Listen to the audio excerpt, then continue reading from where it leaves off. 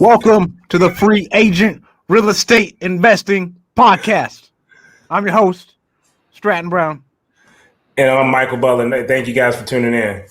And we got an awesome guest on today, our boy Jason Pritchard, the man of Central Valley. What's up, boys? The darling of Fresno. What else? What's some of his accomplishments? He said the darling of 60 Fresno. rentals in 2 years, Mr. Seven-Figure business last year. What else he got going? 2 e-commerce stores. How else can we? Slow down, bro. Everything, man. No, man. I appreciate you guys having me on, man. I love what you guys are doing, bro. I'm glad I could be a part of it, man. He said, house buying, hair comb back. The best hair, bro. I Range Rover driving. That dude right there, bro. 40 years old, man. Come talk to me, man. That's it, brother. Hey, that's that the apple cider vinegar, huh? It is, bro. Reverse aging. If you need reverse aging tips, come talk to me after this podcast is over. Bro, let's start off with that shit. Let's talk about how the hell you reversed aged. Because Mr. Pritchard. Look at that hairline. Turn to the side. Let's see the little part. Look at the part. Here, bro. Come on, man. Come on. Bro. So, I mean, like, I don't think people understand. You came back from the dead. I remember you posting that picture, dude. I was like, who the fuck is this guy? I was a mess, man. Yeah, just physically, mentally, everything, bro. Like I was in a bad spot just overall. And there's no secret, dude. Like the secret is I work out 6 days a week. I watch what I eat. You know what I mean? Like, and you do that for 10 years and eventually you're going to get some results, man. You know what I mean? And so it's the same with real estate, bro. Like, I feel like people want shortcuts, to success. And I think sometimes you just got to take the stairs, man. There's no shortcut. You know what I mean? So. Without a doubt. Yeah. Let's start off, man. What were you doing at that point in time? How far away was that from when you like took that leap into real estate? Then let's talk about how you jumped into real estate. I took the jump when I was in my early 30s. So I was like 32, 33. And I had worked in corporate America for probably like 15 plus years. And so I was just burned out, man. I hated my job. I think it's something a lot of people can relate to that are ready to kind of make that transition. It's just, I had gone to college. I thought school was kind of like, the route. You go to school and then you work a job and, you save up and you retire in your 60s or whatever. And I went through this like 6 or 7 year cycle at both companies that I was at where I was making good money, but I was just really trapped. And the more that I got sucked into like the politics and all the different things that were going on at these companies that I worked at, I realized that it just wasn't for me. And I thought, after 8 years at the first place, I thought, maybe if I switch companies, things would change. And it was just literally the same thing over again. I got burnt out again in 6 or 7 years, man. So end of 2014, I really kind of, I took that leap of faith, man. And I was at this transitionary point where I felt like if I don't do it right now, it's probably never going to happen. And thankfully, my wife was very supportive. She probably believed in me more than I believed in myself back then. And I just jumped in head first, man. I quit my job and we basically gave ourselves a year to try to figure it out. We worked out our finances in a way where we could live off of her income. And she said, you got a year. And if you can figure this out in a year, great. If not, you got to go back and get your old job. And so I was like, for me, I operate well when it's like back against the wall, no safety net, you know what I mean? There's no plan B. I think I'm always that lights a fire under me. And so I was like, this shit has to work, man. Like there's no way I'm going back especially after like I quit and I said like, hey, this is going to be my thing. And, it's interesting looking back, man, like what you don't know, you know what I mean? Like we've done so many transactions now.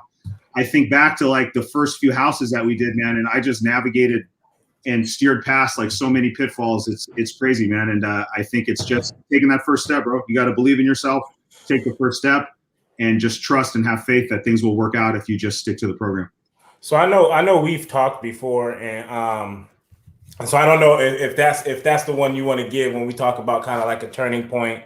We talked about with me, not being able to pass my CSET and really getting pulled out of the classroom and just kind of what that did, just mentally when you talk about kind of the alpha in you in a sense of when you lose something and you kind of really don't know what's next. I don't know if you've ever shared it, But I think I remember talking to you and telling you that I thought your story was very touching, and I thought it was something that I gave you a hard time for not sharing enough. Yeah. No, you put me on the spot, man. I here's what I'll tell you, because I actually have a goal in my head for when I'm going to share that in public. Okay. And I haven't hit that mark yet, and it's been there for probably like 4 or 5 years. I already know what I need to do before I really talk about it. But what I will tell everybody that tunes into this thing is I was in a very, very bad spot, not just like in my personal life, my financial life. Like you talk about rock bottom. I was at 2012 to 14. I was at like not just rock bottom, but I hit it. And then I got dragged along the bottom for like 2 years straight, man. So it was just something that, looking back now, I would never change those circumstances, because getting yourself out of that scenario, it gives you so much self-confidence, where it's like, if I can figure this out, then this is going to be easy. You know what I mean? And even in the times where I've worried and I've said like, you know what, maybe if this real estate thing doesn't work out, what's the worst case? I've already dealt with worst case. You've been to that shit. Like this is like, if everything went up in smoke, God forbid everything went up in smoke. I mean, I wouldn't want that to happen, but I knew I could get it back like that, because I've already done the hard part in my life, man. So for me, I want like my story to be something of like, I always just want to try to inspire people and motivate people and let people know that, it's not, social media is not real. You know what I mean? Like what you see on people's social media, this is just their personal highlight reel of themselves. And there's all these other things that are happening, man. And you want to surround yourself with people that have been through kind of some of those, they're battle tested. They've been through those hard times, because those are the people that can really, they'll be there when things are tough. That's why you'll always hear me like putting my wife on a pedestal, because for me, this woman like stuck with me. This is the joke that I always say with her. I was like, she bought stock in me like when I was at my lowest, man. You know what I mean? And so she's like reaping all the rewards right now, and she deserves it more, because she rode that wave when nobody else believed in me, and a lot of people turned their back, man. So yeah. And I was kind of gonna say that. I was gonna say, just after talking to you and stuff like that, it put Jen in a whole nother perspective, in a sense of just, once it's one of those things where it's just like, it's admirable, and so when you see, both of you guys just, tagging off of each other on Instagram and stuff like that, like those are things that, people love to see. And I think once everyone gets the chance to hear the full story and all those things, they'll fully really appreciate, what it is that they're seeing. Yeah, man. I think that's the thing for me that I think if anybody wants to take anything away from this, man, is that, the real estate stuff will come. Like, as long as you do the work, the reps of getting in there and actually going, that stuff will come easy, man. It's more, I always say, it's all about what's inside your head. If you can get your head screwed on the right way, and you can practice self-improvement and you really implement those things, that's what's really, I felt like, has taken me to the next level, man. And so I think that's something that, has just changed my life, man. And doing stuff like this, surrounding myself with guys like you and other guys that, or girls or people that are doing what I want to do, those two things right there in themselves have been life-changing for me. Oh, I mean, like, Jen, you couldn't have done it without Jen. And I feel like a lot of people say they don't talk about their spouse. Like, there's no way I could have gotten to where I was without Kalani. Yeah. Like, no way in hell. Yeah, man. There's no way in hell, man. No, it's no, I was in such a bad space mentally. Like, I project a lot of confidence, and I think just inherently I have a lot of self-confidence, right? But at that time, bro, like, I literally just I had no belief that I could do this. And real estate was such an intimidating business to just jump into. There's all of these moving parts and pieces. You're dealing with a lot of money. There's all these different things. There's a lot of big egos in this business, right? And when I first started, not everybody was as open to like sharing and collaborating like the way our community is really pulled together now. You know what I mean? And so you're kind of on an island on your own, just figuring this stuff out like as you go. And man, dude, like, just having somebody there that when I was, you know how it is when you're struggling at the beginning, just to, keep your spirits in the right place and making sure that you still get up the next day. And she wasn't afraid to light a fire under my ass either, man. Like, we were like 7-8 months into it, and it was still like, we were still very shaky, bro, like, we were not. And I remember, bro, I swear to God, I remember we had a conversation. We were in our bedroom, and this is an exact quote. She said, "I don't give a fuck if you have to go work at Walmart or Starbucks. you are going to have to go get a job if you don't work this out. And that's a tough conversation for like a man like me to listen to. You know what I'm saying? And so that was like, damn, like this has to work, bro. And it was like shortly after that experience and that conversation, like things really started coming together. We put our first deal together. And that was all I needed, bro. You just need, look at that. She's commenting right there. That flame. Yeah, man. But sometimes you just need to know what buttons to push, man. And she knows what buttons to push with me when I need to get motivated, man. So that was good. There's a lot to be said for that, man. There's a lot to be said for that. I don't know how to say her name, Mr. Taylor or Miss Taylor. I'm sorry. What's going on? Byron, how do you find the motivation to keep moving forward even when you feel like you don't have a clue of what you're doing? Fuck it. Just keep going. Fuck it. Fuck it. Get navigated on the way there. Right. Jason's one of the only people I know who did it without mentors. Like I paid people and I worked for Alan for a while and Jason's like, fuck that. Podcasts. I did all podcasts. I'm still waiting for an invoice from Jason, man. No, bro. Like it's funny this year, and we can talk about this too. I've spent probably close to 50 grand just in 2021, just on masterminds and coaching and education, right? So I hamstrung myself by not adopting a mentor and mastermind first and faster, I guess, because my mentality was, I was like, had no money, bro. Like, so for me, everything was bootstrapped. Everything, I counted every penny. And that's good in a sense because it keeps you on, like, you're being financially and fiscally responsible. But on the same token, I think you can limit yourself because you're not opening yourself up to being around, people that are thinking bigger, right? And so for me, you can learn. People need to understand, if you're paying for coaching, the coach is not going to do the job for you. The coach is just taking your learning curve, and the 5 years that I spent like on podcasts, he's taking it and going like that, right? And it's your responsibility to implement what that person does. So it's not the coach's problem most of the times. There's not, great people out there, but for the most part, it's the person on the other end of it. So you've got to really look yourself in the mirror and hold yourself accountable, man, because that's what's gonna, it's you at the end of the day. And that's what I think people have a hard time. Like, they're used to clocking in, they're used to having a boss over their shoulder. They're used to having these different layers of accountability to keep them in line. And when you jump into this business, there's none of that, dude. It's all completely up to you. And some people can thrive and other people have a hard time and struggle at the beginning. That's why I like staying broke, because like, I don't like the accountability thing. It's like, it's a hard thing, right? There's like no one else telling you what to do. Like, oh, fuck, I just got to go make some money, man. We need some money. We were talking about that when we were playing basketball last night. And I feel like I operate better when we were talking about being back against the wall. So when my account is flush and we've sold off a bunch of projects and we haven't completely reinvested that, and I look at the account growing, sometimes I'll kind of look back and I'll get a little comfortable. I'll start feeling myself a little bit and be like, damn, dude, like, we're doing really well. You know what I mean? But you gotta do that every once in a while. Yeah, and you gotta cheat. And there's a balance, bro. Yeah, it is. You gotta balance. Like, for us, it's a travel thing and whatever. But like, I know that, like, when I put that money out and we start like reinvesting it, like, I'm the kind of person where it's like, all right, we got to make something happen right now. You know what I mean? And then I really start firing on all cylinders, bro. So you got to figure out what motivates you and what drives you, and then learn internally how to push your own buttons to get the result that you want when you want it. Oh yeah. Yeah. What's going on, Deal Master Dean? Dean, what up? Deal Master. Hey, Aaron. Aaron is talking about her and Cletus are just like you and your wife. What's going on, Cletus? Yeah, I love them, man. They're awesome, bro. We got the big dogs. Yeah. Cletus gives everything to Aaron. Hey, why is Scott ass talking about some apple cider vinegar? Scott's 21. He doesn't need to worry about reverse aging. He ain't even got no hair on his nuts yet. Now we talking about some apple cider vinegar. He needs to do I'm playing with you, Scott. Who else we got in here? Cletus said, remember your why. Yeah. Byron said that's where he's at right now with his wife. Hey, bro, you just gotta. Hey, that's actually a good place, man. That's a good place if you know how to pull from that. It's one thing to start, like Jason said, it's one thing to start doing something and you're telling yourself, I got to do it.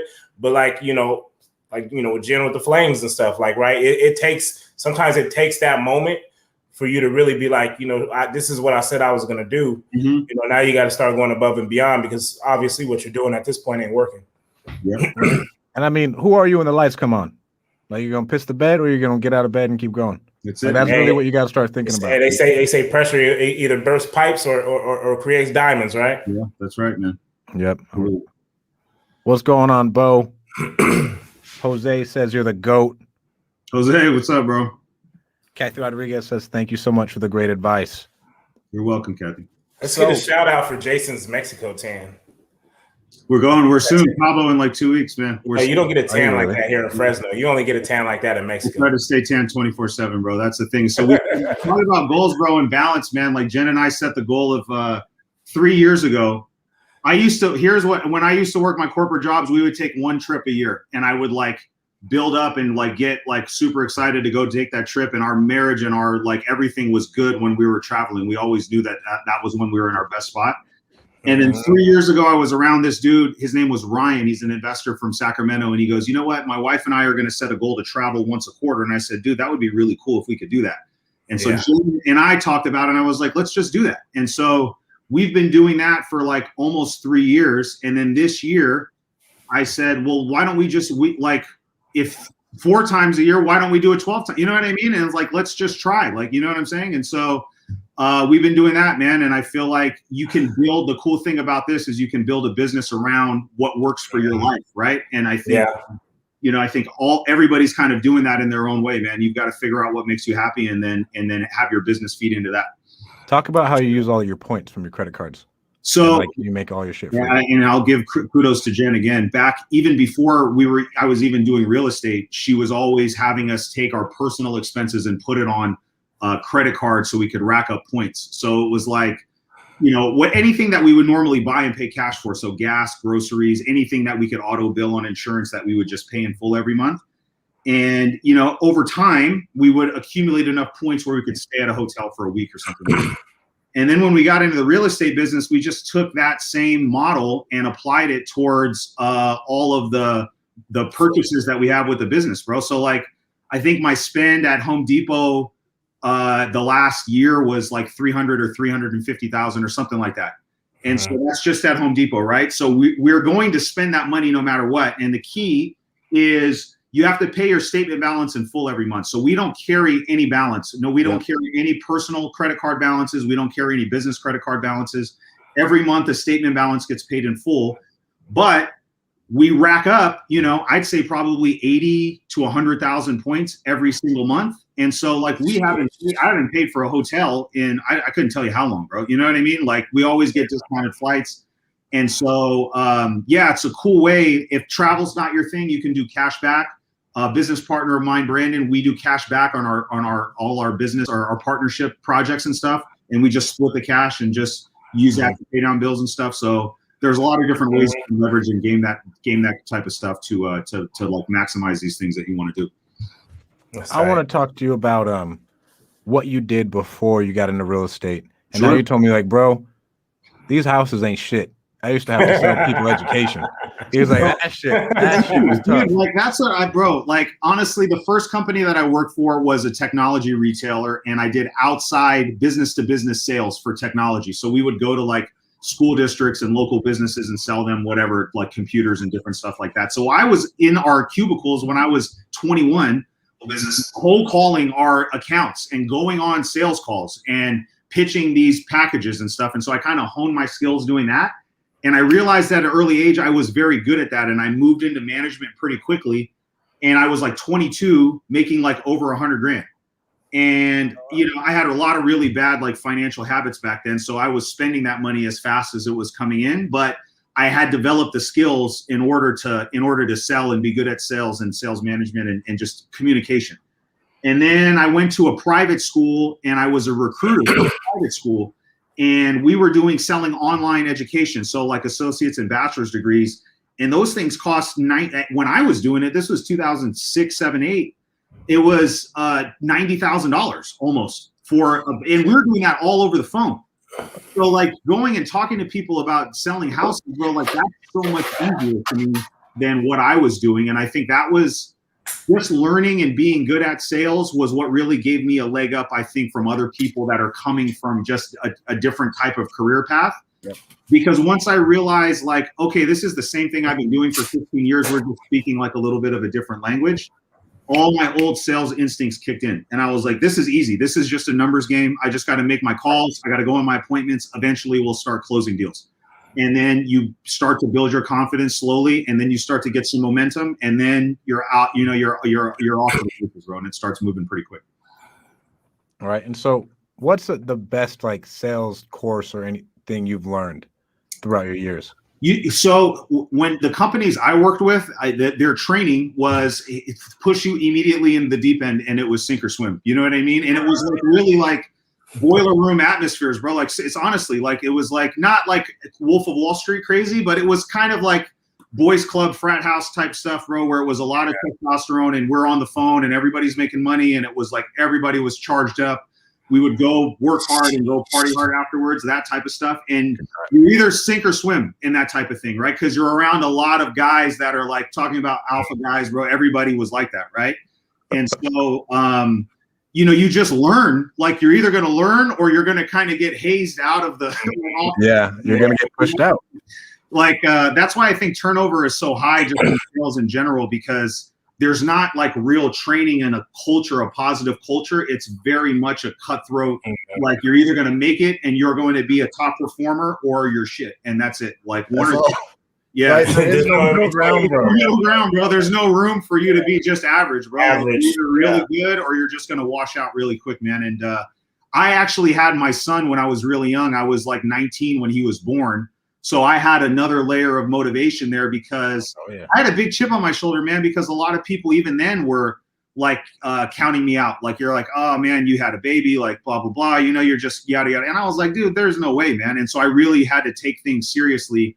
And I wanted to, when my son was born, I was making $6.50 an hour working at the same company. And I was on my own, like paying for my groceries on my credit card, like paying, like just trying to because I was too proud to like stay at home with my parents and stuff. I was like, I'm gonna, like, I put myself in this situation, like I'm gonna make this work. And when the sales opportunity presented itself, for me, mainly it was more about the money. I was just like, I just need to make more money than what I'm making right now. And when I got into it, I was good at it. And then the money came, and then, you know, I kind of got stuck because then my lifestyle started creeping up to catch up with my income. And then it was, I couldn't just like quit and go back and like find something new, or at least I thought I couldn't back then. You know what I mean? Yeah. I mean, that lifestyle is a good lifestyle though, right? It's a hard thing to say, but like, I like the way I live. Yeah. You know what I'm saying? Like they tell you not to spend a decent amount of money and people tell you to be humble. I mean, I don't spend all my money. Yeah, of course. But like, I like the way I live for sure. And so it's a fine balance to where, like, Jason, you're the one who told me about this. He's like, bro, reward yourself. Bro, if you like cars, go get a nice car. Like if you like this house, go get that nice house. I think here's my take on that, because I think I don't subscribe to the idea, this is just me personally and my beliefs, right? I don't subscribe to the idea that we have to limit ourselves, right? I believe that everything is abundant. I believe that there's no limit on what we can do. And if we do truly enjoy a thing, an activity, like for us, it's travel, right? Or for me, like I like staying and living in a nice house, right? Like cars aren't really my thing, but like I would spend money to live in a house that makes me feel good, right? Like I don't have a problem with that. And I think you just have to make enough money to support your lifestyle. And most people want to live that lifestyle without like making the money to do it. You know what I'm saying? And they have very poor financial habits, and they don't understand like how much money they have coming in, and they're doing it to put forth like a image for other people and keep up with the Joneses. It's not about what really makes them happy. It's about, I need to look good for my peer group or for social media and other things. So that's why I need to do these things. And I believe that, you know, our bills every month are probably like 12, 13,000 a month. And I wouldn't have thought like at another point in my life that that's what we would spend, but we're making, you know, probably $75,000, $80,000 every single month. So the rest of that I save. So I save $50,000 a month, bro. You know what I mean? So for me, like you can't tell, like this is what works for me, you know, and everybody's got to figure out what works for themselves. Yep. I always look at it every month again. We last year we're probably averaging, I'd say somewhere around 70, bro, a month that we're bringing in. No, I'm talking. What's your DoorDash? My DoorDash is I'm the #1 DoorDash customer in Fresno. I've got to believe, bro. I'm probably I don't know, probably like 3-4 grand. Like, I just don't like cooking. I don't like Check this out. I'm not good at cooking. Jennifer doesn't like to cook, and we like to eat out. And so, like, it's so much easier to just DoorDash it and bring it home, man. So check this out. We dropped my son off at his godparents' house, right? And we take him, and we had, I can't even remember what happened, but we were in a rush. Something must have came up at the time. So we're like, hey, we're gonna drop you guys off over here. So we take them. They're like, hey, have they ate? I'm like, no, I literally just woke them up, threw some clothes on them, and brought them over, right? And Jeremy, you know, his godfather, he goes, yeah, don't worry about it. He said last time they came, Tyson just said to order the food on the app. He was like, yeah, my dad always used the app. He said, they'll bring it to you. Like, don't worry, we didn't eat, we just used the app.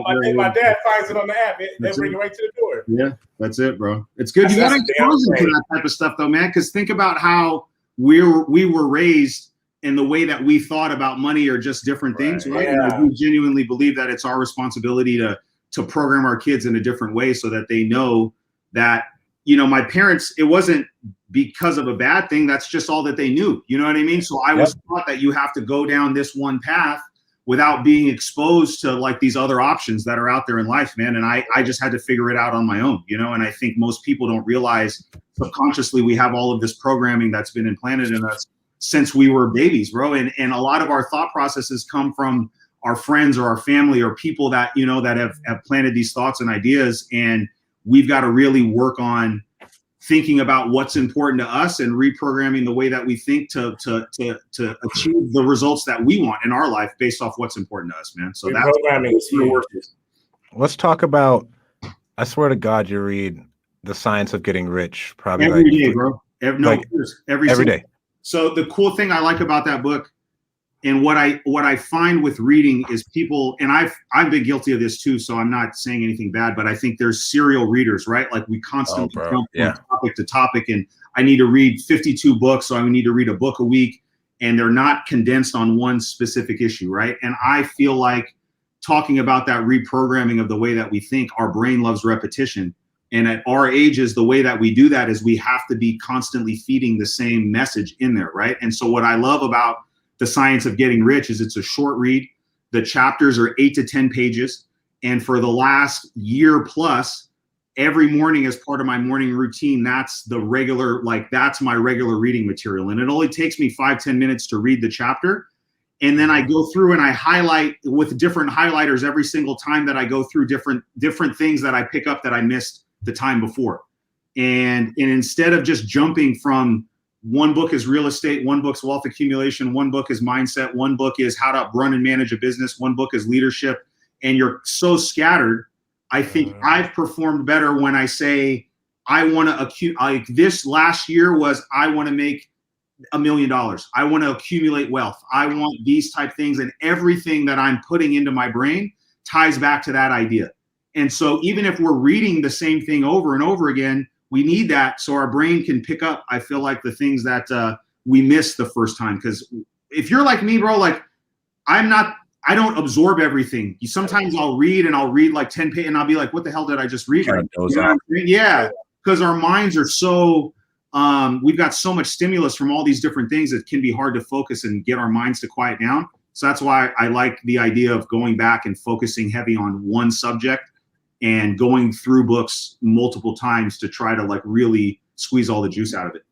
I've been struggling with the reading, like you said, with the mind wandering and stuff like that, because I'm a huge audiobooks. I can't read hard code. I mean, I try for the most part, but typically by the end of the night, if I'm laying in bed, you know, open a book, I'm so damn drained. You know, it just hits me all at once. Yeah. And so I usually listen to it in the car. But then what happens is I'm in the car and then I'm just thinking of like, once I get to the office, I got to do this. I'm going to do this. Oh, shoot, look at that house over there. Got a boarded up window. Like I'm just, the next thing you know, the chapter's over and I'm like, fuck, what was the chapter about? Yeah, you know, exactly, bro. That's actually been a struggle of mine recently is being able to listen to these books that obviously I really enjoy. But yeah, I just kind of wanted to say that. Yeah, dude, I think focusing on like learning how to quiet our minds and really like eliminating the noise and the distraction, especially in this day and age, bro, where we're constantly pinged. And I'm guilty of this too. Like it's hard for me to not respond to a message or something right away, right? And think about what that does to our ability to focus on our attention span, where I'm trying to do a task and my mind is constantly like looking at my phone and looking at my email and looking at this. And I think we need to spend time like just being quiet. Like, so meditation is important. I recently started doing, I seen some other guys do it. I was doing that, those float pods. I know you messaged me about it, Stratton. Yeah, I love them, bro. That's an interesting exercise, bro. I had Jennifer do it the other day and she hated it. And I was like, don't just give up yet, because I said, listen, like, when was the last time you sat somewhere in a quiet, dark place for an hour and had no sleep? Never, bro. Like, we never do that. Never. And to just be there with your own thoughts, thinking about like all the things that come through your mind, and the exercise of actually just trying to get yourself to relax and really unwind has been something that's been very helpful for me. So I think that just even with simple meditation practices, Butler, like a 5-minute guided meditation, there's all kinds of stuff on apps and YouTube where you can do that and make that a regular practice, and then build off of that. I think that'd be helpful. I've never done it. And then we were talking about it last week, Stratton, when I said how we had went to Hawaii and all our family was there, 2015, whenever it was. My phone had died, right? And because I didn't have no work, we were on spring break, and all my kids, all the family, all the kids were with us. And so there was really no reason for me to have my phone. And I mentioned, how peaceful that was. And so I get Jason and his wife going, every quarter, traveling somewhere, because I think once you experience that, man, there's nothing that compares to it. So and maybe that's something I might have to start practicing, is that meditating stuff. Yeah. Sounds a little different. So that sounds weird just saying that. I don't know if it's just everything. I don't know what it is. Yeah, dude. You gotta think about this, man. Like, think about like our normal thinking got us here. So you can't think like we can't think like normal people anymore, bro. Like, that's the thing that has honestly been, when I get around my friends and my family and different things, and I hear the way that they respond to certain situations, my thought process and the way I think about stuff is just so different now. We can't think like how our old selves used to think, because that's just going to get us the old results, man. You know what I'm saying? And we've really got to work on that, man. Like, I heard you say I can't read. Like, it's hard, not you can't read, but it's hard for you to read from a book. Right? I can fucking read. You can read. Even just saying that, dude, it's like you're putting that out, that it's like, hey, I can't do it. Like, you can do it. It's just I'm struggling at the time. Yeah, but we struggle with everything. We struggle with everything that's new, or that we don't put a lot of practice into, just like anything else, man. So it's one of those things where it's got to become a regular habit, and eventually it'll start to click. Yeah, Mike, I use Insight Timer. It has it's a free meditation app with tons of guided meditations and everything else. Okay, yeah, I'm gonna try that. So how well are you at disconnecting from your phone? Because for me, every time I pick up my phone, there's a chance I made some money. And so I'm not good at it. I won't. It's been actually like a point of contention between my wife and I, because I'm constantly, because I'm same like you, like somebody messaged me, maybe it's a deal, or is it, like I've conditioned myself, and I like to respond immediately, because I like when people respond to me, and I'm having a hard time. What I'm trying to practice now is not doing that, and doing it when I can get around to it, not on that person's timetable, right? Because we talked a lot of shit about people who don't answer their calls on the bandit signs and just not, what I mean? We talk shit on that early on, but you're no longer there. Yeah. You're not in the beginning phase where you need to answer your phone or respond to something at every time, because it's, not life or death, but the difference between you getting that deal changes significantly what's going on at home. You're not in that space no more, so you don't need to be as responsive. And here's a common trait that I see with some guys that I would consider like highly successful guys, that I would aspire to, like, sometime in my life, like achieve the goals that they've had. Every single one of them has said that they reached a point where they just shut everything down at 5. They said, you know what, this business will survive without me at 5 o'clock. And I stopped responding to stuff. I stopped doing that. And he goes, my life just got a lot better. And I'm not there yet. I still have a bad habit of that, of still responding to my stuff, but I'm working on it, man. And I think it's learning how to properly value your time, and you being in 100% control of your schedule, and saying like, right now I don't have time to respond to this thing, but I will in X amount of time. Right. And I think it's just about learning how to really control that stuff. And once you get good about managing your schedule, I think the other pieces will start to fall in place. It's just so fun. Yeah. Like, I like working. That's the hard part. Like I get a charge out of doing deals. Even still, I still, like, I'm a deal junkie even right now. So like when we get contracts in, I still get a little high off of that. I don't think that will ever go away. But doing it at your, like, when and where you want to do it, I think is important. Or even like having a team that kind of manages that for you, and then you just getting the notification and checking when you can would be like the next step, I think, for me or for us. Oh yeah. I had one other thing I want to say. I want to hear about some of the shit you took personally in your life that's like kept that chip on your shoulder. It's funny, man. I'm trying to be better about that, because Why? You know what, dude? Like, I feel like it comes from a negative place, I feel like, and it brings like negative energy around me. And I'll tell you a story. You sent me a text like 2 years ago. I remember that shit, bro. I was like, you know this fucking guy? This guy was like, dude, you're a fucking clown and blah, blah, blah, blah, blah, this and that. And even to this day, that's bro, like, it caught my hands. I was like, bro, dude, I was like, dude, I know this dude, and it's like, I've never done business with you. I've never done anything. Like, there's no reason for like that animosity. You know what I'm saying?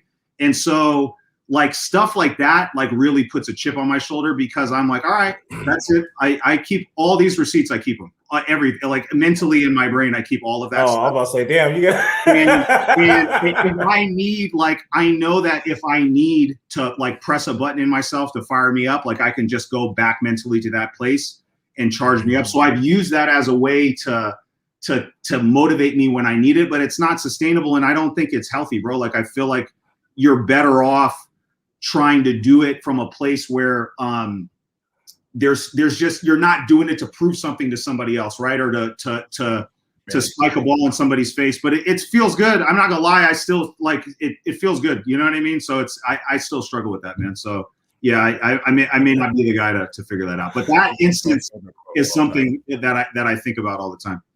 Right? Like, I was on my walk this morning and I went over all of them. Like, that is how much I like hold that shit personally. Yeah. It works. Look at Jordan, bro. Like, you see, like, right? That shit works. Hey, what he saying at that moment? and I took that personally. Like, bro, yeah, that's it, man. And but I can see where you can't. It's like holding onto a grudge, and like you have that negative, and like it's the tenseness of it, and you don't operate from. That's exactly it. Like, I don't like feeling like that. You know what I mean? And I feel like I can operate and achieve at a very high level without that. But sometimes, you know, that old programming kicks in. I don't feel like it's holding on to a grudge, though, because it's not like it is holding you back. It's like that shit is just locked up. It's almost just like they always say you want to have it with your tool belt. It's a tool in your tool belt that you just access at any time. And so when you feel like you need to fucking, kick up the ass or something, you go into that tool belt and you pull out them receipts for dude calling you a clown. Yeah. And you're like, okay, let's get it. Like, I don't think that's negative. That's just a tool that you got that, at any point, if you need to push that button, you can push it. You got it. Yeah. And I agree with you. I think it takes me to me personally, it gets me in a bad space. You know what I mean? Because sometimes, like, it just gets me angry and upset. Like, what the fuck is this problem? You know what I mean? And I think and then Jen's mad at you. If you can stop yourself before you get there, then do it. Yeah. You know what I'm saying? If it doesn't negatively impact you, then use it, man. And I still do. Like, I still do it. And I just got to work on not letting it get me like too fired up. Yeah. The other side of that, right, is fucking Goggins. You know what I'm saying?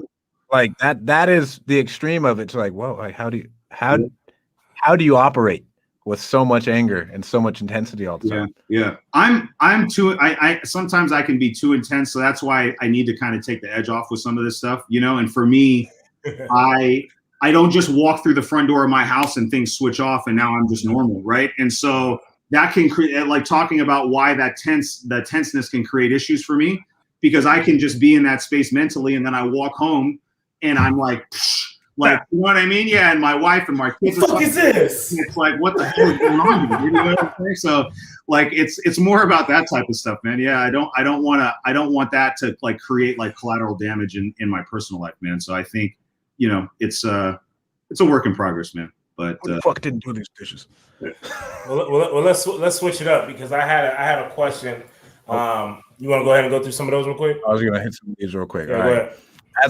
As primary investor, how critical are selling skills needed to be successful? I'll take the first little bit.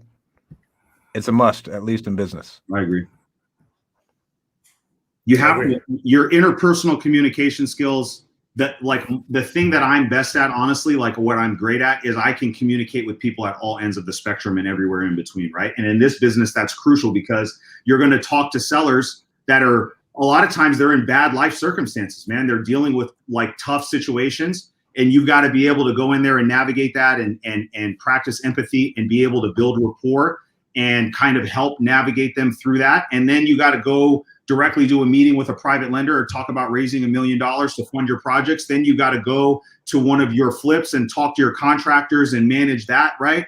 And then your employees and everywhere in between, you have to be an effective communicator. So I think, you know, when I hear selling is like a negative connotation. And selling is communication. You know what I mean? And I think it really is more interpersonal communication skills, because you shouldn't be trying to sell somebody. You should be getting them to where they want to work with you. Do you know what I'm saying? And that's a skill. Like if you can do that, you'll make a lot of money in this business if that's what your goal is, man. I think it's just learning how to properly communicate with people is critical.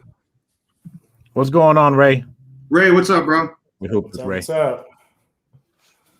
I'm a huge overthinker for me, so I definitely have to read two books 2 times to focus on it. I fell into Jason's thing where I'm gonna read a fucking book a week, right? And then Tim Ferriss talks about like you read all these books, but you probably aren't even ready for that book to even impact you yet. Right? One of my friends was just reading Scaling Up, and I was like, bro, you don't even need that book yet. Like your company's not even close to being there. Like all the shit that's gonna be still trying to go up, huh? You still trying to go up. Yep. I was like, read this one first, and then when your company's at this stage, then you read the next one, because like you'll read through Scaling Up, and it's so much of it's gonna go over your head, it's not even be worth your time. Overwhelming. Yeah.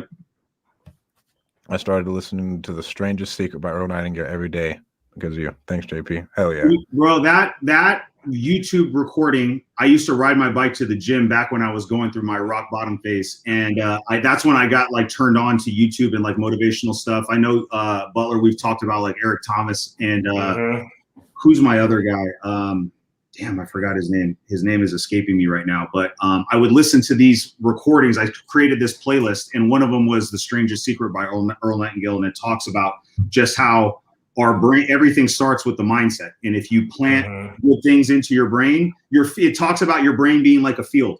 And whatever you put in there, that's the crop that it's going to produce. So if you put negative thoughts and you put a bunch of crap in there, then that's what you're going to get. But if you're constantly, you know, tending to your field and you're watering it and you're planting good like seeds in there, then you're going to get and produce like positive things in your life, man. And all of the stuff that we read is basically based off ideas that these guys, like, you know, it's all just the same stuff kind of regurgitated, man. You know what I mean? And so I like older stuff like that, like Earl Nightingale and Napoleon Hill and things like that, to mix those in with more current things too. Les Brown was the guy. I love Les Brown. So if you guys, I was gonna say Les Brown, but I didn't think that's who it was. My god, bro, I love. Because I was like, it sounded like an old head. But I didn't want to throw it out there like that. I didn't want to offend you. Yeah, dude. Everybody who's listening, do yourself a favor and dial up a Les Brown playlist on your YouTube, and you can thank me later.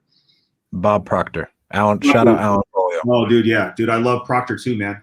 Jennifer will probably, she's like, who is this guy we're watching? Like before we go to bed, you know what I mean? Like we watch all of his YouTube videos, and I remember meeting with Alan and his wife. They helped me like with my first rental property, and they were talking to me about just like vibrations and energies, and really thinking about like, and I was like, what are you talking about, bro? Like, what is a vibration? I honestly, like, I didn't know what he was saying. You know what I mean? And it goes back to thinking in a different way and learning how to really look at the world in a different way, and realizing that the way that we think and feel, everything starts with that. And then you project those things out, and eventually those things get attracted back to you, man. And yeah, Alan, man, Folio, dude, like I would call him a mentor of mine, man. Like I think he really was like the guiding post. And we've talked about this, like there's people in your life where you meet them and you use them as a marker for like, okay, if Jason's here and it took him 6 years to get here, all I need to do is what Jason is doing if I want his results. And in that time, I'll be there. And that's exactly what I did with Alan, bro. Like with Alan, I met him and I never forgot the first conversation he had with me, he was like, yeah, bro, I have 16 rentals and I'm going to buy 16 more before the year is over. And I didn't own any rentals at that time. And in my brain, I was like, how are you going to buy 16 rentals in 1 year? Like, how is that even possible that you can do something like that? Yeah. And I just reached out to him and I was like, dude, like whatever you've got, I need that to rub off on me. If there's anything that I can do for you, like I will show you how I'm finding deals. I remember going to his house and showing him, here's how we did mail. Here's how we do bandit signs, whatever. And he started doing them. And I just used him as kind of this marker for me because Alan was like, I think 2 or 3 years ahead of me at that time. And like, dude, like it's not a secret that I've achieved a lot of the same things that he has. And it's just because I was just using that as a reference point for me. And I think you need people like that in your life at all different levels, man. For me, that's you. Yeah. You know, because you're on year what? What year is this? 7? Part of year 6 for me, March. Okay, year 6 for you. So This is the start of year 3 for me. And so when I look at kind of where I'm at and kind of, you know, where my goals is, we talked about, you know, last year, your biggest thing was you wanted to net $1 million, right? And so in my mind, I'm like, fuck, at the end of 5, like that's gotta be the goal. Like there's no reason why I could have this, close contact with you and not have, like, to me that's a necessity. You have to be there. And the important thing for everybody is you don't have to know how to do that. You know what I'm saying? Like you have to just have faith that it can happen and realize that if you just take the daily steps, eventually you'll grow into that person who can make $1 million a year. You know what I'm saying? And most people, they won't understand, like, how do I do that right now? And it doesn't work like that. You're never going to know exactly how you're going to do it. You just have to do each step, and then eventually it will come. And that's where I feel like most people struggle, man. So yeah, dude, that's awesome, bro. I think the vibrations thing is the biggest lesson I think Alan taught me. I would agree. Same, bro. Same idea. I spent like every day with him for a year. Yeah. Nonstop. I can imagine. You spent more time with me, man. And I don't know if we talked about this, but like, I'm a huge believer in law of attraction. I feel like everything that's happened in my life, I attribute a lot of it to that. And just not like in the way that I think a lot of people think, where you just think about a thing and then it comes. Like you got to work. Like there's nothing will happen unless you actually do the work.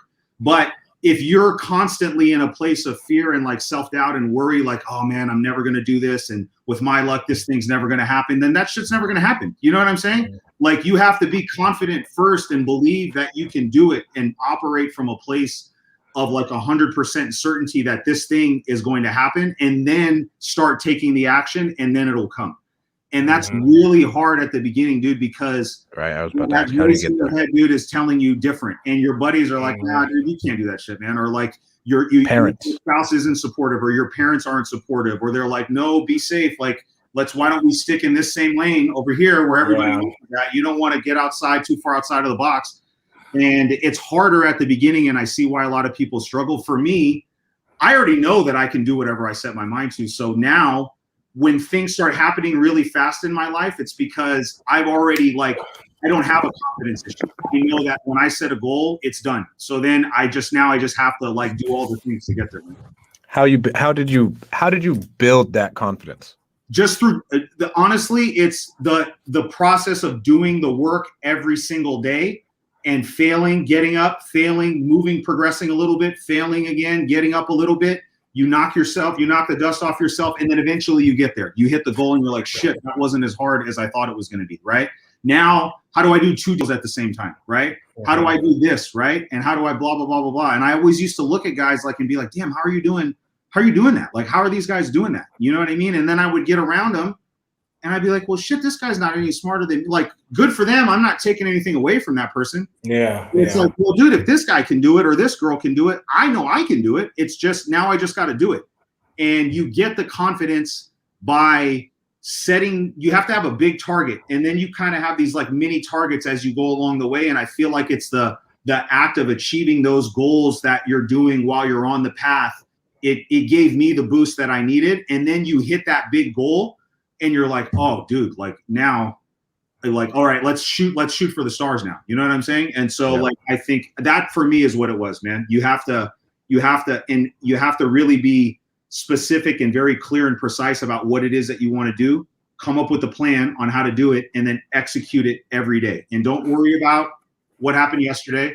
Don't get worried about like whatever's going to happen tomorrow. Just get up today. All we have is today anyways. Get up today, do the best you can, and just build off of that, man. Build off that momentum. So what was doing the work for you though? Because I feel like as a younger guy, and just like people who are just getting into it and they hear, you just got to wake up every day and you just got to do the work. You got to, you just got to work. You got to grind. You got what would you do all day? Yeah, you know what I mean? There's tactical stuff that because sometimes I struggle with that, even going to the office. Like I know there's a lot of shit I got to do. Yeah. But at the same time, it feels like it's not organized. It's just a bunch of chaos. So the first thing I would suggest, and what I do, and I'm very organized when it comes, and meticulous when it comes to my daily schedule. Yeah. And the first thing I do is the night before, I try to lay out the 2 to 3 most important things that I need to get done. And I do all of those things as early in the day as I possibly can. Right. And then I've got a list of all of the other miscellaneous tasks that if I get them done, great. If not, I just move them over to the next day. It's kind of like a brain dump where, how sometimes something comes up and you're like, okay, I got to do this, write it down and just add to that list. I think that's a good way to get started, managing your day. But I think to answer your question. Yeah, I want more of that. When you're starting, this is where everybody screws up, man. Money producing cash. You need to be focused on getting deals. That's it. You don't worry about the money. Don't worry about finding contractors. Don't worry about title companies. Don't worry about like real estate. It's a linear process, meaning you do step 1, then you go to step 2, then to step 3. You can't start at step 3. There's no way to like jump steps 1 and 2. And step 1 in our business, like our niche, flipping and wholesaling and this type of niche that we're in, is finding deals. That's it.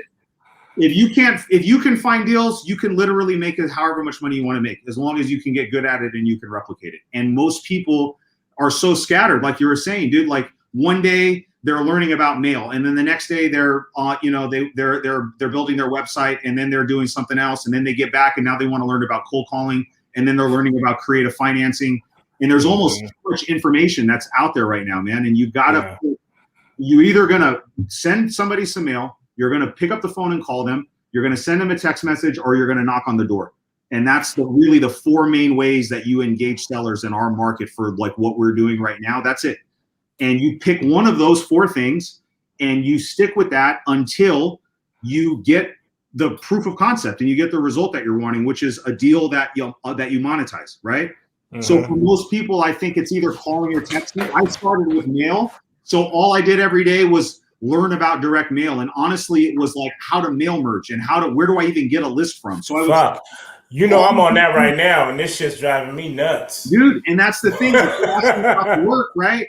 And that's the work, dude. Like that's the work, and that's the hard thing, because with a corporate job, you have like, here's everything you're going to do today. And that's why companies get and grow as big as they do, because they've got these systems and processes and things in place where they can keep you focused and on task. And when we're entrepreneurs and we're just like flying by the seat of our pants, that's not a good place to be, man. We do need some structure. And I think for people that are starting, all your time, effort, and energy has to be focused on sourcing deals. And so that means you're marketing and then generating leads. Then you're talking to those leads, you're qualifying them, you're going on appointments, and you're making offers. It's like those 5 things. That's it. You have to focus on that. And then if you peel back each one of those 5 things, there's all these tasks that you can do on a daily basis in order to build each one of those things out. And that you have to start reverse engineering it like that. And then you take all of those steps and you put it onto the task list that we talked about and say, today, here are the 3 big items that I'm doing. And then here's all the little small things that I'm going to do. And then don't get up until you finish those things. And then that's it. For sure. What's going on, Mike? For sure. Shout out the hub. That's him. Damn, that was some fire right there, Jason. Right, bro. Dropping some fucking bombs. Like I'm fucking shit. Ready to do some calls right now. Somebody, yeah. Man, Gerald thinks it's some more fire. What's up, Gerald? Mr. Pritchard dropping some gems.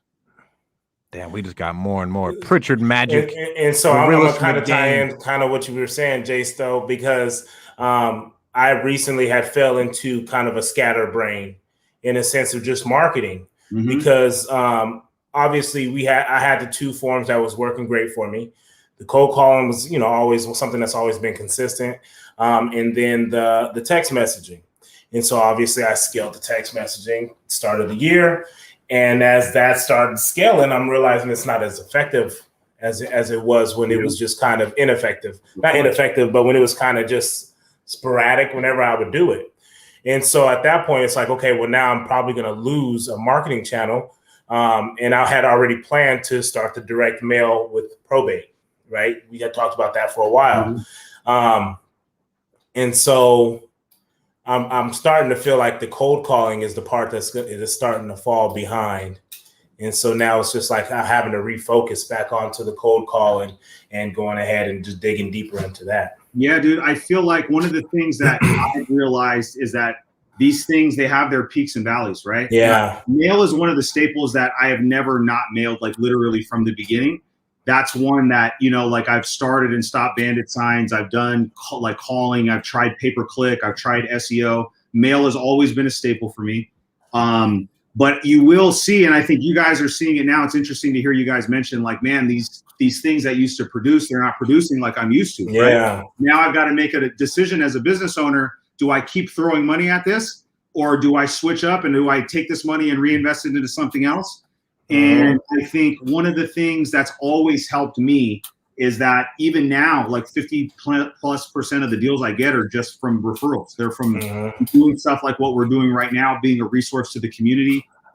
There's pros and cons to doing it that way, but the good side is once you build momentum, it just kind of happens organically. And now I have completely like people that I've never met before that'll reach out. Bro, can we partner on this deal? Or I got a family member that wants to sell and I don't really want anything from it. I just, I appreciate all the stuff that you put out.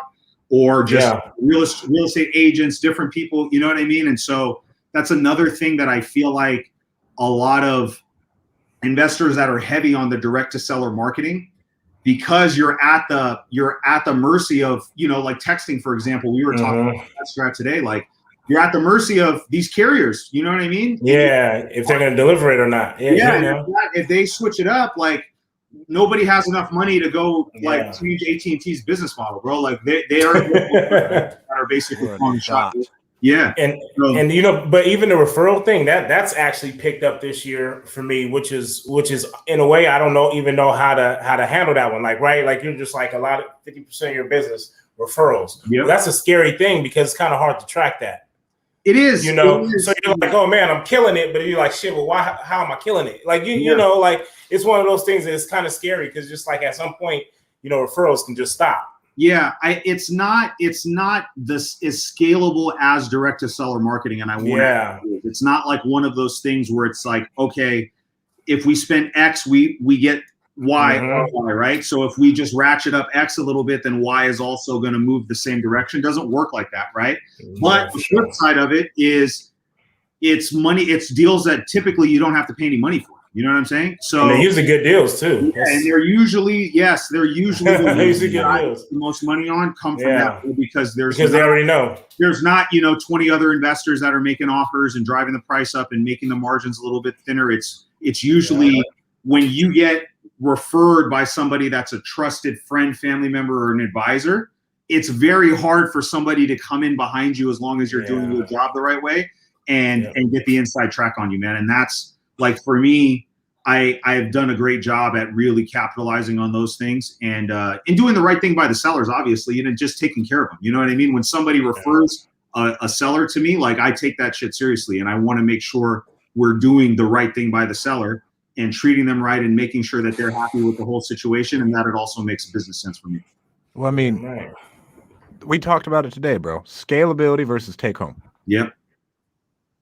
Like Jason makes as much or more as some of the biggest wholesalers in America. Like, no lie. Like, it's like a thing.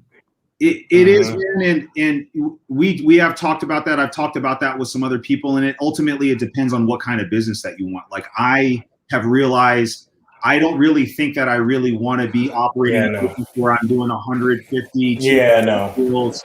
And like, even if I made an extra $1 million, like I don't know, bro. Like, I don't want to run that kind of business, man. Like, I run a pretty lean operation. Yeah. I got my project management is pretty dialed. The financial side of my business is pretty dialed. We're working on the acquisition side of it. But for me, I want to be able to, like, today, bro, I woke up. I didn't get up like my normal time. I went to the gym. I got home at 9. I went and I got a massage. I got to my office at 11. And then, you know, I worked for a little bit. Then you and I met. Then I had some lunch. Then I had another personal thing, and then I came back and I did some work, bro. Like, I don't want to be tied to my desk for 10 hours a day. Like, I just don't. There's going to be days when you got to put in long hours, but it's all about, to me, what kind of life do you want to live? What kind of life makes you happy? And then how do we figure out how we make money, either through, you know, real estate or these other different things that we got going on, to support the way that we want to live, bro. And that's when last year was the year where I made more money than I ever did. And I actually felt like I worked less and not as hard, I guess. Maybe not less, but like, it wasn't a grind. Like the years before, the grind, bro. Yeah. Damn, like we did good, but I really earned that, you know? And this last year was like, damn, this is easier than I fucking have ever experienced. How do I tap into that? You know what I mean? And how do I find more of that? And that's what I'm really trying to focus on.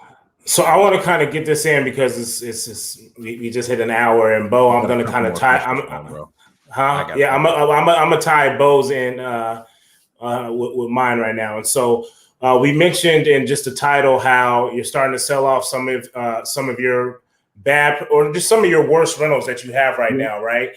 And so most people, I feel like they'll look at that and they'll just be like, okay, there was a point in time where you were just fucking buying everything. Right.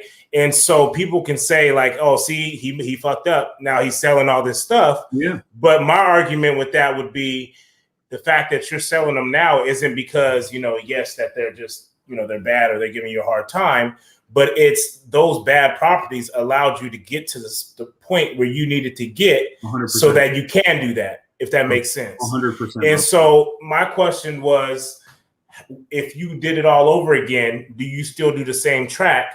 And then from that, you selling off these homes. What's your 5-year plan from now? So to answer your question, it's hard to say what I do things over again. I think like you said, you learn so much from dealing with some of those struggles and those challenges that I wouldn't be like the business operator that I am had I not gone through some of these experiences, right? So like, would I change it? Probably not. But what I have learned is when like you said, and you hit it on the head, like I would have bought anything, like any property, any neighborhood, any situation. I was like, if the numbers work, I'll take it. And so I reached a point in my career being around guys like Alan that had accumulated a lot of units. I was like, dude, like I need to catch up with these guys, right? And I was like, does it work? Does it even like resemble something that works? Let's keep it, right? Let's get it. Let's keep it, right? And so I just learned that, you know, there's some properties that are better to keep long-term than others, right? And there's some properties that are better to just get in and out and monetize quickly and then move on and reinvest in things that maybe fit the profile of what we want to keep long-term, as a rental property. And so I think the one thing that I can tell you, the good thing about it is that I always buy my stuff at a discount, always 100%. Well, I have a ton of equity in all the rentals that I own, right? And so the stuff that I'm selling now, even if it was a non-performing rental, like let's say cash flow wise, you know, it was negative cash flow because of expenses or issues with tenants or whatever, we had to do an eviction. Dude, like I still have every single rental I have, I've got a minimum of 25% equity. And the ones that I bought at like 3-4 years ago, some of those things have doubled in price. You know what I'm saying? So for me, I'm unlocking that equity and I'm not doing it just to like put the cash in my pocket. I've realized here's the profile of the property that I'm really looking for. Let's unlock the equity out of this one and reinvest it into this other one. So it's basically in my head, I'm just trading up into a better rental property, something that I can really see myself holding long-term for more cash flow that are in better areas. And the stuff in rougher neighborhoods will still do it, but it would be either a flip or a wholesale. I don't But know. it's not worth your time anymore. It's kind of what I was getting at. So, you know what I mean? Someone younger who's trying to get the cash flow going, they're going to buy that property because right now they don't care about the problems of it. Yeah. It's good for what they're trying to achieve at that moment.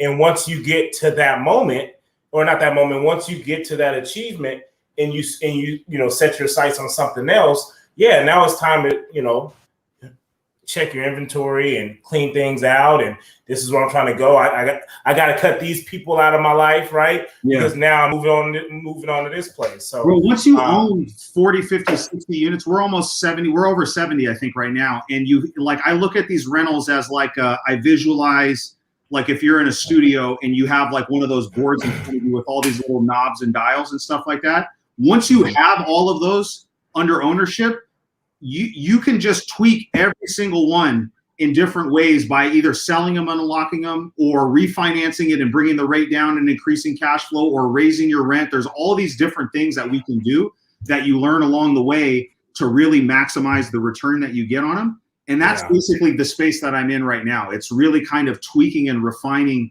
everything that we own. And we're kind of trimming down the fat and getting it to like the best performing properties. And we've got this profile of like, this is what we want. This is what works. Let's just buy everything that looks and feels like this particular property profile, right? And that's it, man. And it's a process. You just learn that by doing. I don't know how else I would have ever figured this stuff out. I couldn't have learned it even through like coaching in a mastermind. Somebody could have told me that, and I've had people tell me that before. But I'm so damn hard-headed, bro. Like I need to learn sometimes the hard way, bro. You know what I'm saying? Like I've got to perfect the action, mind, bro, and then work my way out of it. But then you got like the levels to this shit, right? Where you say it's not worth your time, and we talk about your hotel conversion and how the guy we know who is going to do them, and you're like, bro, it's just not worth his time. Yeah, like he's got so much other shit going on, and it's a fat deal. Yeah, it is. So you look on paper and you're like, dude, like this is crazy. And then you hear somebody that's actually living and breathing it, and you're like, oh God, what did I get myself into? But I think the money is just one component of these deals, bro. Like the experience to me is much more valuable. Like how I take a motel that legitimately, like right now, is like a scene from Breaking Bad. Like if you go over there, it's like the set of Breaking Bad, bro. You know, there's all these shenanigans that you think that are happening at that motel as happening over there. You know what I mean? And to be able to take that in the process of not just turning it around, but like when you get to that level, we've talked about it too, Strat. It's like when you're flipping and wholesaling, like you can kind of fly under the radar, and you don't really need to be plugged in with the right people, and you don't need to be like, you can just run a business and be successful.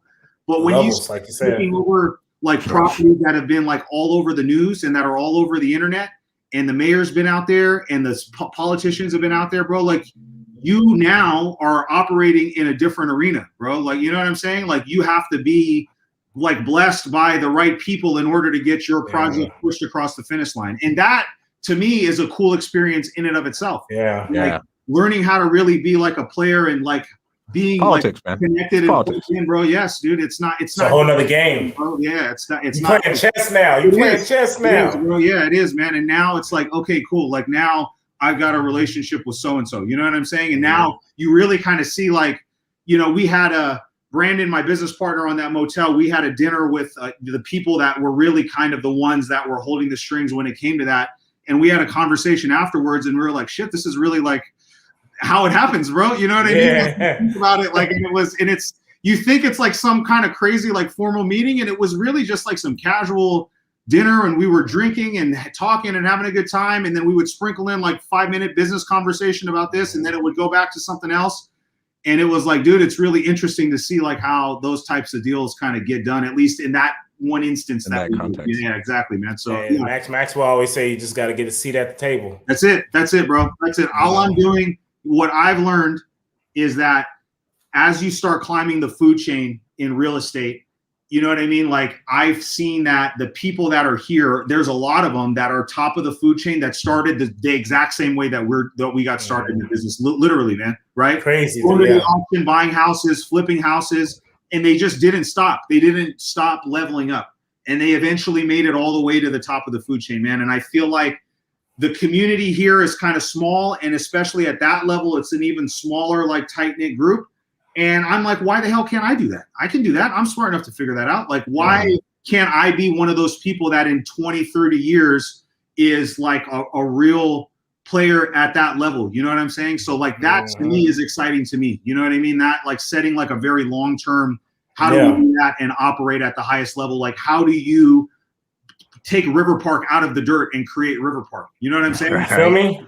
That's a little different than going and wholesaling a house, bro. You know what I'm saying? That's a different arena that you're playing. There's a lot of shit that goes on besides just building it. Like we talk about Southeast Fresno right here. It's supposed to be building this goddamn shopping center that they ain't built in years. Yeah. Right? You done see the parking garage back there with all this dirt, and they just started doing the freaking. And then you get into all the politics, bro, and all the socioeconomic issues. The water and the pipes.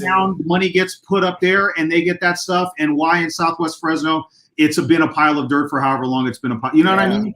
And it's all these different, like, all that stuff, that political theater is all kind of very interesting to me, man. You know what I mean? So, like, it's different. Yeah, it's another level once you jump past kind of what we're doing, and all of that stuff is kind of intriguing to me. And I think you don't have to scale up a wholesaling company, right? Everybody thinks like scaling up is taking and building out this fat business, right? I have a friend who's going to make $37 million. Like they're doing $37 million in revenue in development. Yep. Yeah. That's not a scaled up wholesale company, buddy. Yeah, bro. Like wholesale's not doing that.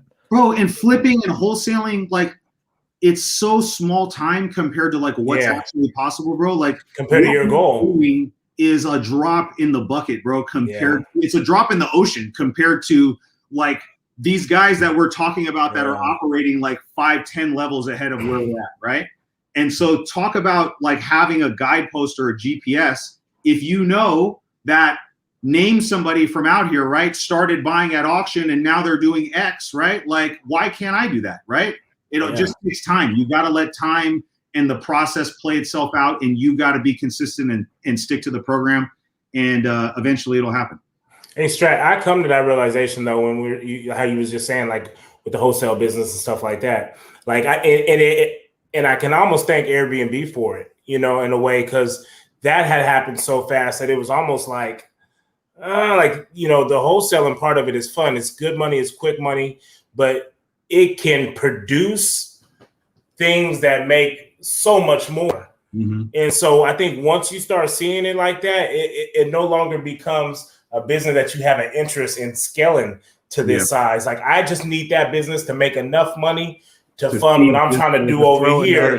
That's really going to do everything else, you know? And so I think that's a growth part of it. I think once you start seeing what it can do for you, you have to go through the learning process of first and foremost making that type of money. Like you said, coming from where we come from and just the mindset that we have, you know, it's to make $20,000 in a month, let alone fucking spend $20,000, $30,000, $40,000 in a month will blow your fucking mind. Yeah, it is. Yeah. You know, so once you get used to something like that and you start noticing that you can throw something at something and it's going to give you $2,000 a month, you're like, all right, I just need another deal so I can get another one of these. Yeah. You know, and so, let's make some of these comments real quick. Daniel Reyes, facts. I'm 1 year in imposter syndrome and mindset were a struggle for me at the beginning of the journey, bro. It's huge. Watching you guys' help at making decisions, making mistakes and learning to pivot has helped with mindset and imposter syndrome. Appreciate you guys. Thanks, bro. Thank you, man. It means a lot. That's a real thing, man. I think I struggled with that for probably the first almost 2 or 3 years. Mm-hmm. Because I was like, dude, at that point, I'd probably flip like 30, 40, 50 houses, something like that. And in my head, I was like, did I just get lucky 50 times? You know what I mean? I would still struggle with that, bro. And it was a very hard thing to overcome. And what I like about what you guys are doing, bro, especially Butler, you, man, I was talking with somebody the other day, man, like, I think you have never been afraid to put out what you want and what you're doing. You know what I'm saying? Yeah. Most people struggle with that because they're worried about how they're going to be perceived by other people, their friends, their family, people on social media. And a lot of it has to do with that lack of self-confidence and that imposter syndrome that Daniel has. You just got to get it. I've always had a fear of exactly what you said. And the reason why I think I am so vulnerable is because I know I wasn't the only one that feels that way. Yeah. I know if I can come out and I can be vulnerable like that, it's a whole lot more people who can do a whole lot more, who are afraid of being judged on what they're doing. If they can see that I do it, they can just be like, fucking do it themselves. Yeah, that's right. Yep. Awesome. Do you guys have any questions for Pritchard before we hop out of here? And Bo wanted his 5-year plan. Yeah, what is your 5-year plan, bro? Do you think that far out? 5 years for me. Usually, I break my goals out into year-long chunks. I probably should have something longer term. Goal for me is to net $1.5 million this year, and I would say it's probably not going to happen this year, but I would say in 3 to 5 years, I'd really like to have 100,000 a month coming in passively from these other different things that I've got going on, right? So from rental properties, from these e-commerce businesses, just from other business ventures and other types of things like that, or joint venture things where it's not necessarily tied to my time. It's either my monetary investment or me raising money and then that producing a return. I care more about how much money comes in every month. That to me gets me more excited than I thought, like whatever, making $1 million or whatever. Like I would be more excited making 100,000 a month. Like that to me would really, like, without really doing work. I was having a talk with my dad and my uncle. They came over here during the summer and I told them that. And it was either my uncle or my dad. They looked at me like I was speaking like some alien language. Like, you know what I mean? Like they looked at like they were like, what you need that much money for? 100,000. Like, what the hell do you need $100,000 a month for? You know what I mean? And I don't need 100,000 to live. I want it though. Like, like why can't I do it? You know what I'm saying? Like, why can't I do it? Like I see other people that are out there achieving those results. And even that isn't really that much money, like relative to like what's actually possible. And it's like, dude, like that to me would be the goal, man. I think long term, I'd like to get the rental portfolio, Bo, over 1,000 units. I don't know why that number is in my head, but I'd like to get somewhere around there. And to just be like, for me, it's about operating from a place of just being like aligned in every area of my life, bro. If our business is firing, but our marriage is shit, or we're not being a good parent or whatever, like, or our health is terrible, then you're not really winning at life, bro. Like I want to be operating at a high level in all of these different areas and just doing what's best for Jason. You know what I mean? Not because so-and-so's business over here is doing this and I've got to have a business like this person. I just want to do my thing and what makes me and my family happy, bro. And that's it. And if I can get there, then I'm good, man. What you told me, I remember you were telling, because I was like, man, what the fuck would I do with $100,000 a month? Like that was one thing that like went through my head. Yeah. But you're like, I want to know what it feels like to need $100,000 a month to live. Like, what is it like to live that lifestyle? Yeah. No, so like you're doing your lifestyle is either. 10 times bigger than what it is right now, spending wise. Like, what's that like? Yeah. And like, what is that? I've gotten kind of a taste, bro. Like as we've been traveling and stuff more, like, and with the hotel points, we stay at the, like, really, like for us, I like to stay at a nice hotel, right? And I like really good service, right? So like we've been staying at hotels where it's like a butler in the room, you know what I mean? And like that type of stuff, right? And so for me, I want to experience that, but like I would like to experience like private travel, right? Like I'm flying on a plane. I've been flying first class a couple times, recently, and it's like, damn, dude, it's nicer up here. You know what I mean? And so for me, that kind of charges me up, right? And so you start realizing, you start getting around, like that type of stuff. And it's funny, like we all know Mitch Pomeroy, right? And I was talking to Mitch, and he would say like, hey, when I fly from Fresno to San Diego, everywhere I fly first class, because I want to be around in close proximity to other people that fly first class. You know what I'm saying? And it creates this self-image, I think, within yourself where you actually believe like, hey, I'm worthy of doing this. Yeah. And now I just need the income to come in that can support that. You know what I'm saying? So I think it starts with that belief that you can actually do that and you're worth that. And it's like, and then you go from there, man. So yeah, bro, I think that $100,000 a month would be 3 to 5 years. That's where I want to be at. You'll be not there, from active income. Okay. That's the caveat, not from active, like not from passive. Yeah. income. Not from flips. Is it possible to have that many deals on your own where you just need a team to help? It varies, man. Again, like just what Jason said, some dudes are like one-man teams make $1 million. Yeah. But if their systems aren't set up good enough, they may be working a lot. Yeah. What's going on, Mr. Hardy? Hardy, there he is. You guys, that's the man. That's the man. I'm glad he just tuned in. Yeah. I'm getting Brad on. Yeah. Trading your time for money is not wealth. It is not. It's a beautiful number. I loved when Juan, I love that one, man. Because 100%, they confuse that a lot. Jason wants to be Fresno's Bobby Axelrod. Who's Bobby Axelrod? Yeah, from Billions. You watch Okay. Billions? I don't watch Nah. Billions. Yeah, he's the main character from Billions. Yeah, Bobby Axelrod lifestyle. I don't need that much. Like, I don't have aspiration to be like a billionaire. I don't like, but I think there's a long way in between like where I'm at and a billionaire. You know what I'm saying? And so like I just want it's about what makes you happy. That's it. And I just want to be happy, man. I want to be able to do things that, you know, you don't have to not regret, but I want to just be, hey, want to wake up one morning and just be, hey, I want to go do this. I want to do what I want when I Yeah. want. I don't want to be, I have a problem being told what to do. Like, I don't want to have a boss ever again. I'm unemployable, bro. Like, I literally, now I would like, I can't go back and work a regular job, bro. I get Like, tired because I just be like, fuck this. I'm not doing this. Who the fuck are you talking to? Yeah, Who are you bro. talking to? They asked me if I want to come back and I substitute need teach. it, bro, because I can't go back anymore, man. So I need to have that layer of freedom, financial freedom, man. Otherwise, that's not. I told him COVID was the worst thing that ever happened to the school district. I said, because y'all done made me have to go out there and figure shit out, and now there's no way in hell I'm coming for $150 a day. Yeah, Bro, Matt's still up. Look at this shit. $500K a month. Let's go. What time is it for Matt? It's wake up time, It's baby. like midnight for Matt. Hell Happy yeah, belated, let's go. man. And then, Brad, we're doing dinner soon. I got to set that shit up again. at my house, bro. Next one, once we move in. You want to do it at your I house? seen that shit. All Woo-wee. Right. Yeah. All right. We'll Hey, do when it you at your got birds like that in front of your house, that's when you know it's nice. Yeah, bro. house. Bro, that white turkey was Hey, crazy. hey, Bro, I take all I that ever as- see is pigeons. Sign of good luck, bro. That's what I'm taking. And that's how I feel right now. Let's get Matt on. I'm getting Matt on next week. A common thread. I tell everybody that I have odd no longer every two employable. ODD. ODD. Oppositional yeah. defiant disorder. Yeah. I couldn't have another. I could never have a boss. Yeah, you're for sure unemployable. And then congratulations on the turkey. Beautiful home. Thank Trying you. to think if we have anything else, man. No, we gotta let them go, man. We've been on here for 1 hour and 20 minutes. This has been our longest stream. It sucks because it's actually getting really good.